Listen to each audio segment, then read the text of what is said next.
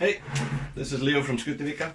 Today I'm going to be putting together a chair I've been working on for the last 2 months. It's a 70-year-old chair made of cedar, and I've taken it apart, I've sanded it down, I've replaced 2 of the pieces, and I'm going to take it all apart, glue it back together, and hopefully at the end of the day we'll have a chair.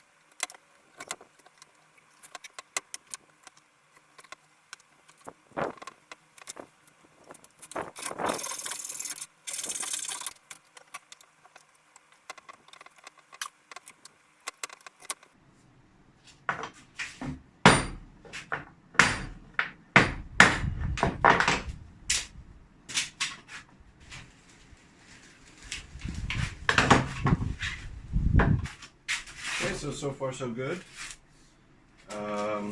What you're looking for when you do this is to put quite a lot of glue on it, so that when you squeeze it back together, you're going to get a little bit of glue that comes out.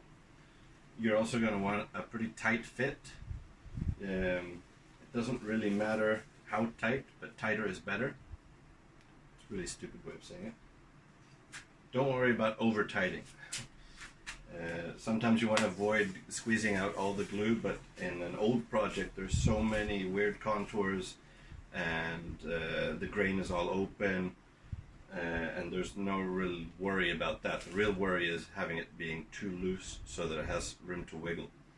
So the next step is to put in some of the nails to make sure that all the joints hold, and to give it even more power. And then where I've got these holes from taking out the previous nails, I need to put a little plug in there.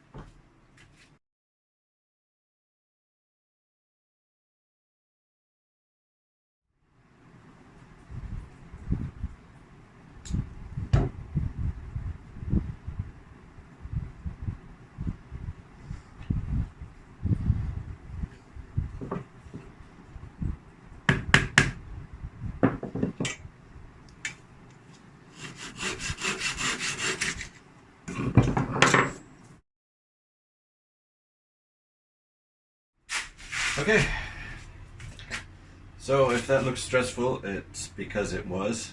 There are a lot of pieces, there's a lot of things to pay attention to. You want everything to be tight. You've got about 8 to 10 minutes before the glue starts tightening up, and within that time you need to make sure that everything's in place.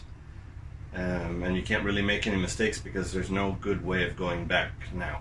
This is the point of no return. So the final test is to see if it actually looks like it's solid and straight by lifting it up and putting it on the table.